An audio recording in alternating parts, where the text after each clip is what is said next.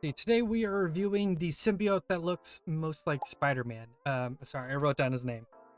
Toxin. Yeah, we're reviewing Toxin. There's just so many of these damn symbiotes. I can't remember them all. Is it worth it? What's up, nerds? Let's go. Toxin is a 2 energy, 1 power card that reads on reveal. Return your other cards here to your hand. Plus 2 power for each return. Overall impressions, but real quick, I will clarify something. I've seen a couple people say, return your other cards here to your hand. Does that mean like squirrels or rocks? Or, you know, like the ninja or whatever? Yes, that does mean those. If a card is on your side of the board, it's yours. It's pretty much in all scenarios. It's a bounce card. It's obviously a bounce card. I guess you could try it in other archetypes, but no. It's just dumb. Why is it dumb? I don't know. I think it's cool that at bounce you have 3 effects that are similar and they actually work with each other instead of against each other. And Toxin, I don't think is a replacement for any of those. We'll dig into that a little bit deeper here in a minute, but that's great card design. It's great for the deck. And it seems like, maybe I'm really misjudging it, but it seems like Toxin is like the new best bounce card. Really.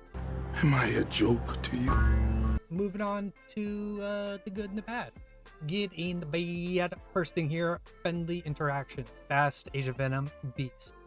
So sometimes cards, when they're like as seemingly good as Toxin are, they maybe have sometimes some awkward interactions with other cards in their archetype, but everything that you would think is good with Toxin is just straight up good with Toxin. Fast is awesome with Toxin. Pixie's great with Toxin. Agent Venom is great with Toxin. Beast is great with Toxin.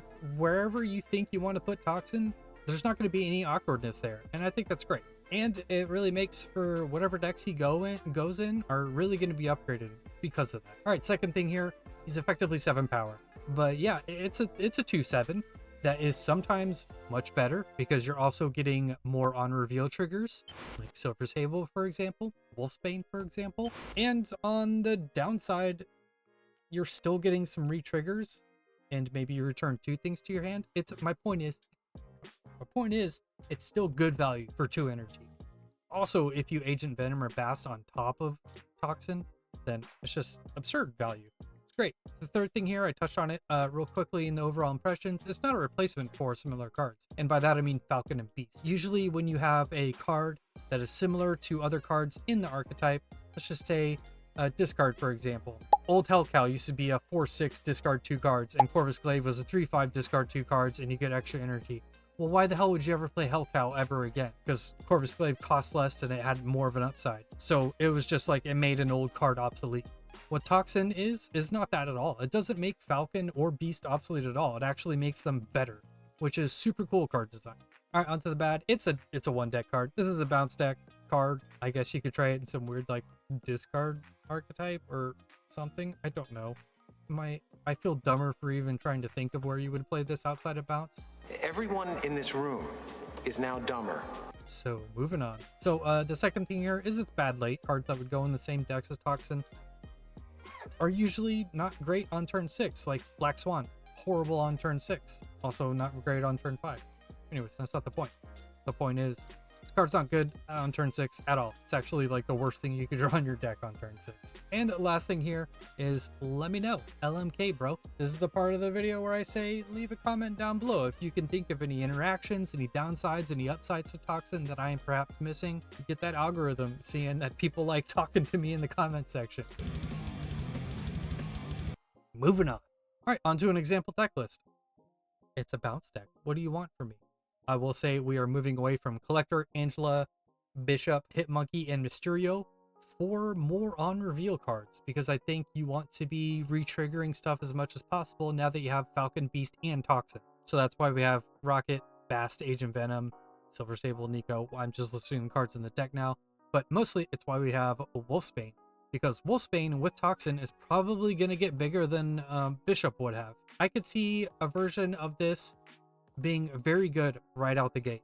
Maybe, you know, the versions with Collector and Bishop and stuff end up being better because Toxin does make Collector better. But I'm going to go for something like this on the first day because I think Wolfsbane has actually been a very underrated card in Marvel Snap's history. And I think Toxin is a pretty good card to prove my point about Wolfsbane. All right, recommendations. Before I say anything, What is that Zabu variant? What the fuck is that? It looks like a Saturday morning cartoon. I don't get it. I'm sorry to the artist. I'm sorry for offending anyone's art sensibilities, but